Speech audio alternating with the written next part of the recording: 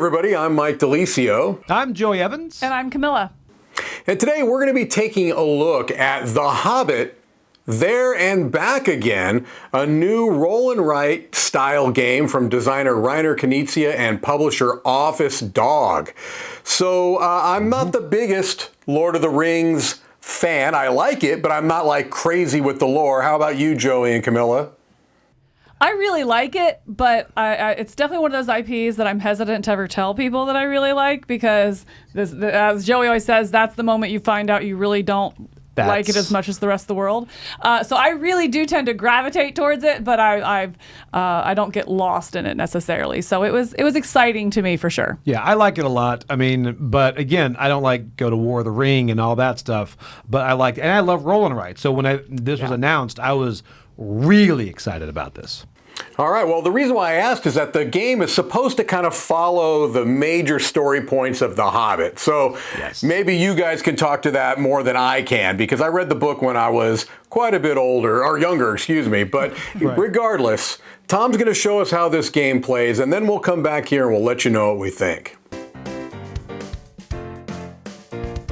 This game is made up of various scenarios, which you'll go through this book and pick which scenario you're going to play. You can play them in order for the story, but they're all going to be resolved in the same way.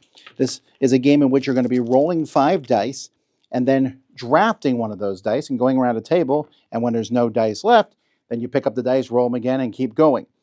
So the dice are not the same. This one here is going to let you draw different paths on the board, and other ones have to do with various resources. How you draw the paths and how the resources work is going to be different based on the map. So in the first one, I'm just going to tell you some of the rules for this one. Sometimes when you take resources, you're going to actually take physical resources. And in this particular one, for example, when you roll swords, you're going to be collecting them. And then at the end of the game, you're going to get points based on how many swords you've gotten. Also, wizard hats, when you collect them, you can cross off these to take certain sections of roads that you need, or bread, or swords. And each section always has basically wild. Cross off some stuff to get some whatever you need to get there. Then here, you're going to be drawing lines on the board. You'll be trying to connect these dwarves to Frodo's little hidey hole here. And you can connect. Oh, now I got 2 connected. As you connect these dwarves, you'll be crossing them off here, but you need to have food for them. And you need to get the food first before the dwarves. If not, then the dwarves going to score points, but not for the food. And you can see the food points get pretty high. The same here with Thorin and with Gandalf. Getting them in there will get you bonus points. And that's pretty much it for this particular one. And then each of the different sections in the rule book has their own rules. We have roast mutton and overhill and underhill, riddles in the dark, out of the frying pan into the fire, a dark way through Mirkwood, on the doorstep. And then there's hard mode for each of these. So if you want to make it even more difficult, you can do that. And then some rules for solo. But basically, it's going to be a lot of what you're doing is the resources, but that's backing up you drawing kind of a journey through the board.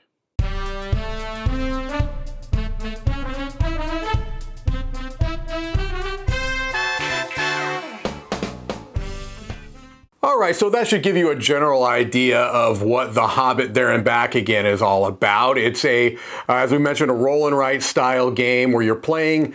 There are 8 chapters in the game. They say you do not have to complete them starting with 1 and going through 8, but I will tell you, that's the way I played it. I just kind of went through from 1 all the way across. The way I kind of looked at it, and I'm interested to see what you two think, is that I felt like, other than kind of like twist to the formula, there were 2 basic types of puzzles that were included in this game. You had kind of the path building, and then you had the polyominoes. Do you feel similarly? Yeah, I definitely do, because the whole thing is, it is mainly that route building or path building, but it's nice to get that variation when the polyominoes show up. You're like, ooh, doing something a little bit different this time, Right, yeah, it definitely does feel like you could categorize all of them into one of the 2 of those. Right. And it really but that doesn't detract from each one feeling very unique at the same time. It feels like they're categorically, it's either the path building or the polyomino, but there's still really neat ways that each scenario handles that and tackles it. That's one thing that I want to mention, the fact that this feels almost like 8 different games, which makes me feel like this is fantastic. You're getting pretty much 8 different roll and writes. And again, you can, like you mentioned, you can jump into any chapter. You don't have to know anything before or after. So you're getting 8 different scenarios that you can play each of those again and again, and they feel different. So you're getting 8 different games in this box, which is incredible. Yeah, and the basic rules for the game, essentially what you have is a basic rule set that they talk about, and then anything that is unique to that particular scenario is on that kind of pages off to the side there somewhere. But within that simple rule set, as you mentioned, you can get some very different feeling puzzles that add some unique twists, that add some restrictions, that add just little things you have to kind of consider that really do change the feel of the game.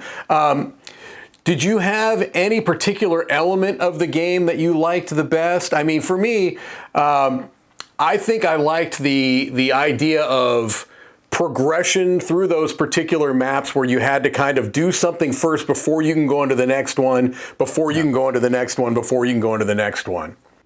I think that was one thing that really sung for me as well, is when the map is broken up into different areas, and not necessarily the ones where it's like you have to do this before you can go, but more you have that choice of when do you go into the next one. There's one specifically with the polyominoes, and it's like once you cross over this line, you can't go back. So if you haven't defeated that goblin yet, then you're missing out on that opportunity.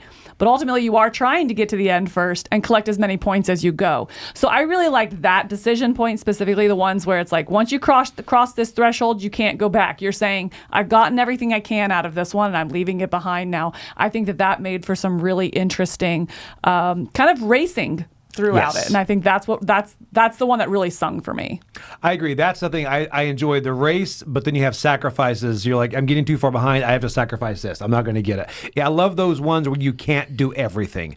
And that really gives it. And again, I love the progression of this because it doesn't do what I think a lot of roll and writes and things that do these chapters things, they fumble in a way that they add layers of complexity every time. So when you get to the last chapter, you're at a totally different game that is so much more that to hit the table. This, it's a perfect, I think every chapter is a perfect sidestep. Sometimes a bit more complexity, but not a lot. That's what I really love. I think that's a good point to make there, is that it does feel like that sidestep, because at the end of the day, there's very few components in here. Yes. There's the bread, there's the swords, there's a couple dice. I mean, there's very little componentry in here. But what they've been able to do with these feeling unique and different without raising complexity, it's like this time you're using everything. I mean, there's some where it's like you're using nothing but the dice, and that's okay. Yeah. I think that feels just as good as the one where you're collecting bread, or whatever the different scenarios may be. So I think that's really where it sings, as it does feel like a lot of sidesteps without increasing componentry, increasing a lot of rule set. It's not getting in its own way of getting to the table. Yeah. Yeah, I agree with that. Although I will say, Camilla, how dare you leave out the pine cones? But without getting the one component. There's only 4 components. I had to choose one to leave out. Without getting too deep into the pine cone, snubbing. Yeah, I agree completely with you guys. And since you kind of brought up production, maybe we'll talk about that for a moment. It's a really nice package. I mean, I first of all love the way they handled the art in this. It's not quite comic booky, but it has a little bit of that. It just is a really neat look throughout the game. I think that the kind of the baby books, as I've called them, those board books, right, that are dry erase, I think was a brilliant choice. And like you say, Camilla, there's not a lot of components, and they've been able to kind of utilize them in multiple ways that all make sense, where it doesn't feel like they're cheaping out. It feels like they're being efficient with their components and keeping the price point at a reasonable one for a roll and write game that, as you said, Joey, is essentially 8 different games. So I really think the production and the rule book is good. The production is top notch, in my opinion. Yeah, I agree. Absolutely. The production blew me away. Again, the artwork is so different. It almost gives me that vintage Hobbit feel. 'Cause I grew up on the old cartoon. It gave me that feel again. Absolutely. But it's also standing apart from so many of the Lord of the Rings things that we're seeing that are coming out here recently. So I think it is still tapping into nostalgia, but also standing on its own. And that's a very, very hard thing to nail. And I think it did. Yeah. Who's ready for final thoughts? Yep, absolutely. Who wants to go first?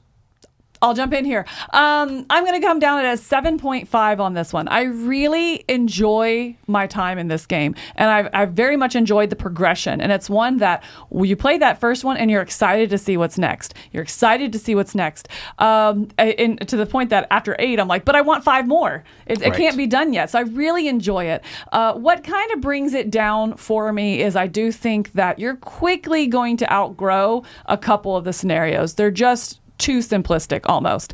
That being said, that's balanced, but there's other ones that I'm very, very much enjoying. So I think once you go through all 8 games once, maybe twice, you're really going to go from like, I have 8 different games, probably down to like, I have 4 that I would really enjoy at any time. And that's what I have found with this, is I get excited about playing those games again, but maybe not going through everything because some of them are just too simplistic. You know, you play the first one and people that have shown the first one too, it's like, oh, I'm like, okay, well now let me show you what this game can do. Right. So I immediately feel that need to step into it. That being said, I think it's a great production. Absolutely. I love the direction they went with them. I'm very much enjoying this, and I think it is going to hit the table quite often, just maybe not in the full, not even a campaign, but full story scope. So a 7.5 for me. Yeah, I'll go next. I agree with that, but I think I see that more of a plus for me because you're right. There are some I wouldn't go to. However, this box will come out so often because there are people right there that will not, they do not want a larger, a more in-depth roll and write. So there's a couple scenarios I'm like, all right, you will like this one. Like the first one, it's pretty simple to say, here's what you got to do, you know? So I can see myself playing with different people, different scenarios, and it's got such a wide berth of which ones you want to go. I'm coming at a 9 on this. I really enjoy this. I love roll and writes. And this right here, again, it's the production on this. I really enjoy this. I love the theme. The Hobbit was probably the book I read the most in college. And I love the production of this. And Fantastic. Sorry, Mike, but this doesn't feel like a Knightskia to me. I hate to say that, but just everything about this is different. I really, really enjoy this game. Nice. So it's a 9 from me. Wow, that's impressive. I'm splitting the difference a little bit. I'm coming in at an 8. What I would say is this.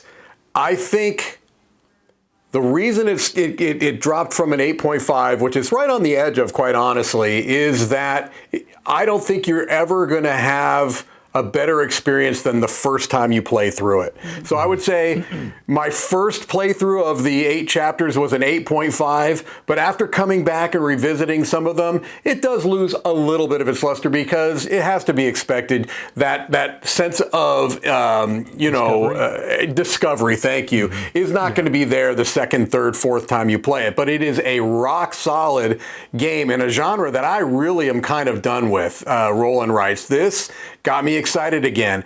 I played through all 8 in the course of a couple of days because I just kept wanting to come back to it. I've enjoyed experiencing it anew with players that I'm teaching it to or playing for the first time. And so it's something that I easily recommend. It's really close to an 8.5 for me. But look, Joey's given it the seal of excellence anyway, so I don't even have to worry about it. We all certainly recommend it. Joey really recommends it. I really do. But I'm All right, well, genius. Exactly. Well, that's going to do it for us. Until next time, I'm Mike DeLisio. I'm Joey Evans. And I'm Camilla. And don't forget about the pine cones.